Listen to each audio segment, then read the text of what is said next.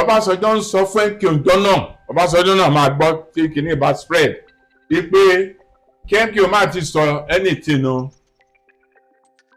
ó má ti sọ anything, ó ń pàpẹ dáhùn pé kó má ti sọ̀rọ̀, kó má ti sọ anything o,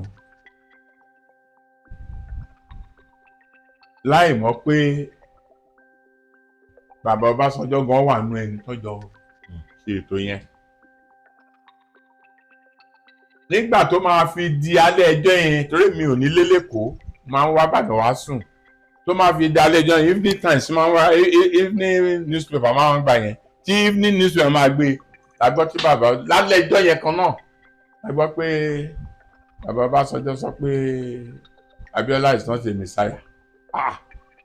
Àṣírí bí former president Olúṣẹ́gun Ọbásanjọ́ ṣe dalẹ̀ ṣe betray MKO Abiola ní 1999 nígbà tí wọ́n annul election Abiola lọ́dún náà lọ́hùn tí Babangida tí wọ́n cancel election tó gbé Abiola wọlé.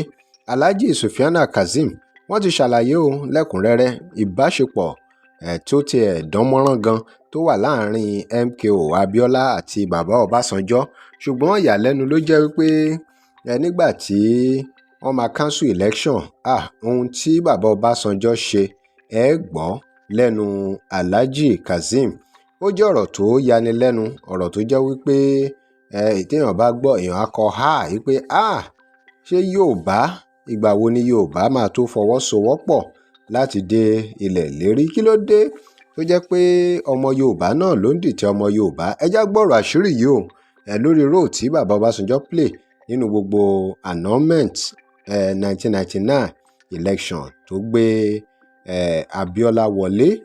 Ọjọ́ wo ni Yorùbá máa tó fẹ́ràn ara wọn tán sì máa fi gbara wọn lọ́wọ́ òkò ẹrú?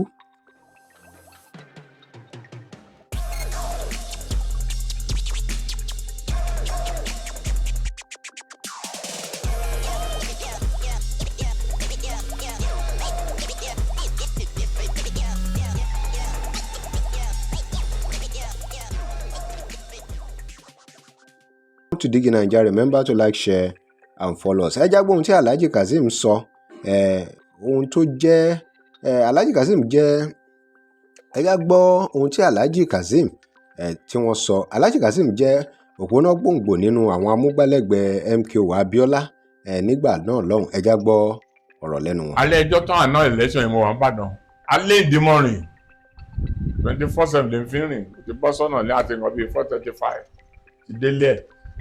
Gbà máa fi délé ẹ̀, àwọn mobile police ti kún gbogbo surrounding, tí wọ́n á gba ẹni tó bá fẹ́ rí kó wọlé. A dẹ̀ ní sẹ́lúlà gbà yẹn, sẹ́lúlà là ń lò, a ti ń lo sẹ́lúlà gbà yẹn. Bá fi sẹ́lúlà mi pé MKO Abiola pé ẹ sàmú àlẹ́nu gate sá, wọ́n ní ẹ̀yin lè give order. Ó bá ní kí n gbé sọ́lá yẹn fún police tó wà ní ẹnu gate, bá gbé fún lọ́ba nìkan kí n wọlé. That is alẹ́ in the morning of the second day. Alẹ́ ni Babangida annul election o. Alẹ́ in the morning, I'm one of the first person tó bá pàdé. Mo wà lára àwọn first set tó kọ́kọ́ jí rí. Mo bá àbúrò ìyàwó Ọbásanjọ́ ní ọ̀dọ̀ ẹ̀. Ìyẹn ti wọlé síbẹ̀. Èmi náà wọlé, ó yà méjì ta wọlé, ta jẹ́ mẹ́ta pẹ̀lú Abiola. Alẹ́ in the morning. The first person MKO Abiola máa bá sọ̀rọ̀ is Ọbásanjọ́. The first person. The first person tó máa complain bitterly is Ọbásanjọ́. Kò dé lo fóònù tiẹ̀ torí ó believe pé wọ́n ti board fóònù òun.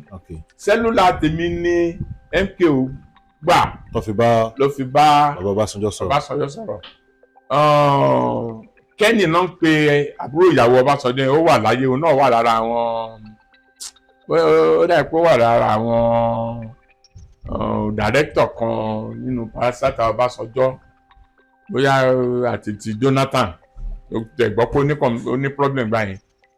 Tó náà bá ń gbọ́ interview, á mọ̀ pé òótọ́ ni mo tún sọ. We are the only two tá a jókòó bí èmi àtẹ̀jẹ̀ jókòó yìí, MKO jókòó lórí 3-seater. Ó ní Alhaji Kazeem ní fún mi ní fóònù ẹ nítorí wọ́n ti bọ́ọ̀dù fóònù mi ló fi pe Ọbásanjọ́. kẹ́ni yẹn wà láyé. kí ni Ọbásanjọ́ sọ lọ́jọ́ náà? Ọbásanjọ́ ń sọ fún MKO ọjọ́ náà, Ọbásanjọ́ náà máa gbọ́ tí kìíní bá spread wípé kí MKO máa ti sọ anything o.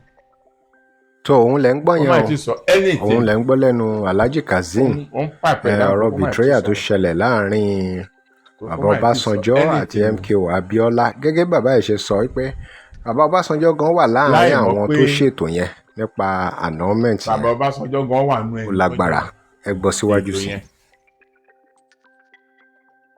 nígbà tó máa fi di alẹ́ ẹjọ́ yẹn, torí mi ò ní lélẹ́kọ̀ọ́, máa ń wá bàdàn wá sùn, tó máa fi di alẹ́ ẹjọ́ yẹn, evening times máa ń wá, evening newspaper máa ń gbà yẹn, tí evening newspaper máa gbé, la gbọ́ tí bàbá lálẹ́ ẹjọ́ yẹn kan náà la gbọ́ pé bàbá Ọbásanjọ́ sọ pé Abiola is not a messiah. Tẹ́mọ̀ kí ni yẹn a máa wò pé ẹni ká tẹ́mọ̀ bíi pé a mọ in and out yẹn. We have opportunity pa close mọ Abiola, and during the campaign wa as a primary campaign, as a general campaign, tá a bá lọ káàkiri òru la máa ń dé, a lè dé ní ìgbà míì a lè dé ní 2:30 a.m. a lè dé 4:30 a.m. tá a bá dé Ìkẹjà ní airport o, local airport o, ìṣe Ìkẹjà ní Abiola ń gbé o, ìṣe ká lọ sí ilé Abiola kó lọ sùn ká tó tún jáde jọ ní àárọ̀ yẹn. Ilé Ọbásanjọ́ la máa lọ lọ́ta o. Tí n bá ń parọ́, Ọbásanjọ́ ń gbọ́ báyìí. ní gbogbo time campaign yẹn. ní gbogbo time campaign yẹn.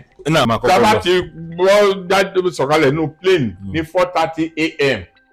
àti máa káàkiri lórí a máa wà lórí 2 hours láti Yola Maiduguri. Ta bá ń bọ̀ nínú kákọ́ lọ sí Kaduna, from Kaduna, Kano State, from Kano State, Maiduguri. I make sure pé a lọ sí ibi state mẹ́ta lójúmọ́. Tá bá wá ti ń bọ̀ báyìí, yours truly tá bá ti sọ̀kalẹ̀ lórí Tamaki airport ní pẹ̀lú Abiola. MKO Abiola. Gbígbé ata bá ń gbéra báyìí straight down to Ọ̀tà ni. pẹ̀lú Abiola náà. pẹ̀lú Abiola là ń tẹ̀lé. Ó dẹ̀ máa wọnú ilé àmọ́ nǹkan tó jọ sọ. Ó wá fún Ọbásanjọ́ ní àbọ̀ trip tó rìn gẹ́gẹ́ bí alàgbàlú, gẹ́gẹ́ bí alàgbà Yorùbá. kí lè ròyìn lórí ohun tí Alhaji Kazeem tí wọ́n sọ nípa gbogbo ohun tó ṣẹlẹ̀, gbogbo betrayal tó wáyé láàrin bàbá Ọbásanjọ́ àti MKO Abiola? kí lè ròyìn lórí bí wọ́n ṣe cancel election ọdún náà lọ́hùn-ún? Drop comment yín. Remember to like, share and follow us. Thanks for watching.